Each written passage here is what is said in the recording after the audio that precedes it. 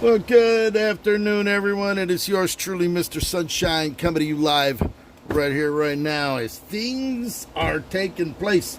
And you know what? As Mr. Sunshine runs around here each and every day, whether we're talking about real estate, whether we're talking about Rolls-Royce parts, whether we're talking about brake accumulators, brake valves, brake pumps, height controllers, brake calipers, front and rear, things are always taking place down here, and today is no exception to the rule.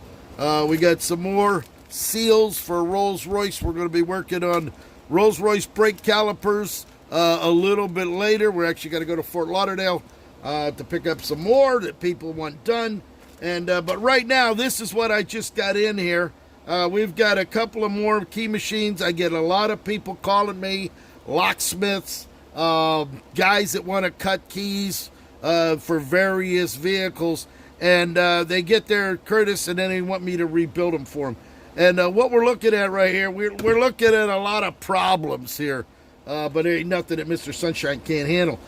This here is a model number 14 key machine. This is made by the Curtis Industries. This has its various cutters on each side for General Motors. For Ford, we have Yale over here, old style GM, Briggs and Stratton for the gas cap and stuff like that, and the various Yale keys. And this can actually be turned, and this actually moves out like this. You can loosen this knob and spin this dial to put it to wherever you want. This thing actually, you can see it. It's in good shape. It's old. It's worn. It's worn. But we're going to tear it all apart and we're going to rebuild it. We have here the model number 15. You can see this model number 15. This thing, there's a lot of issues with this one. As a matter of fact, this shouldn't even be in here. Well, it came in. Now we see why they need it done. The pin's seized in. They got look at this. What a mess. No wonder they can't. They're wondering why it doesn't work.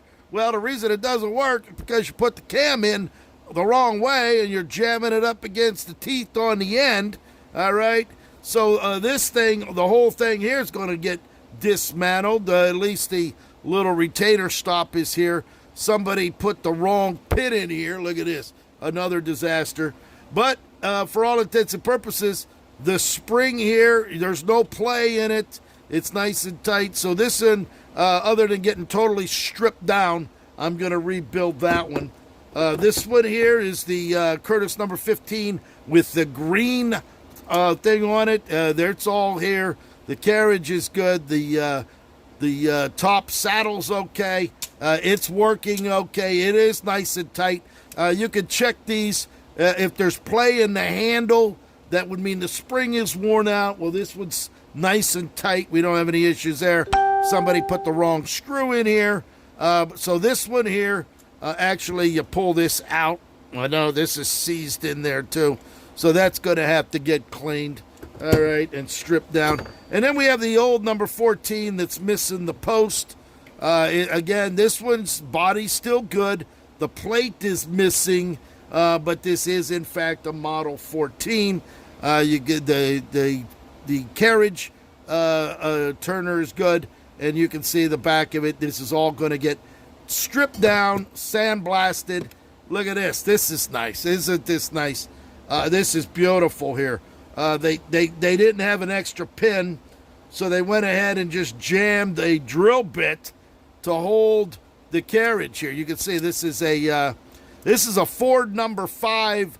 This is a Ford 5 cam here. It actually got the long. This is a wide handle. It seems to be sliding fairly well. We'll be taking this one apart as well.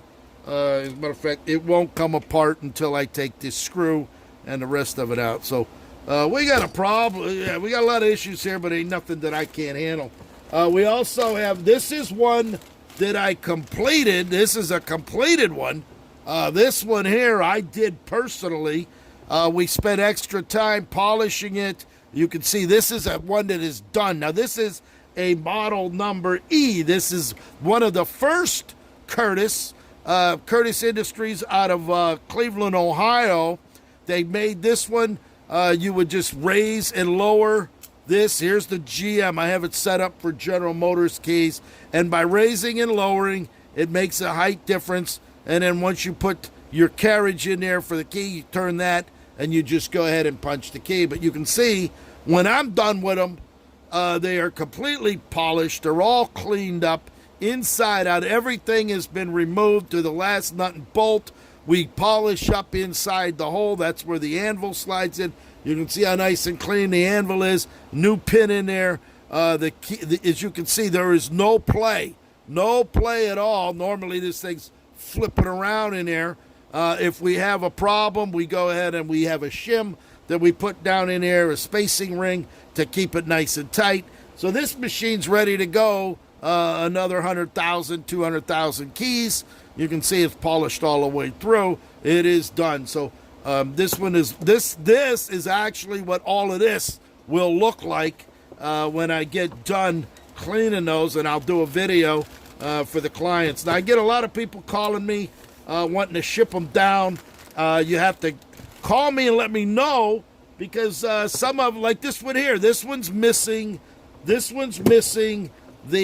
post. You see the post here on this one? It doesn't have this, so we're going to have to get you one. All right, we have the set screw there. The set screw's missing out of this one, see? So we got to do what we got to do to put them all back together. But they're all reconditionable.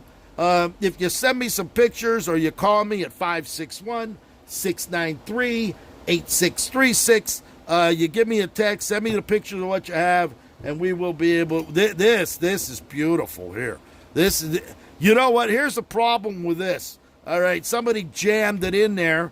All right, the problem is if you go to grab this, you're literally going to slice your fingers trying to get that out. Okay, so what we're going to do, let me just get a pair of pliers, because I'm not going to slice my hands up on that.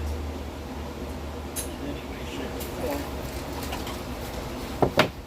I'm not, you grab this and try ripping, you're literally going to shred your fingers on that. So we're not there. Here we go. We can get this. Jesus Christ. They jammed that sumbitch in there so tight. Nope. This is going to be a job. Look at this. This is, and I got to show the client this, because this, look at that. Oh my God. This is a disaster here. This is a total disaster. So we'll have to, we're going to put this in a vise and get that out. So other than that, we'll get these all cleaned up and adjusted, calibrated, so that when they go ahead and put their key in, it'll be cut right to perfect, to where it should be.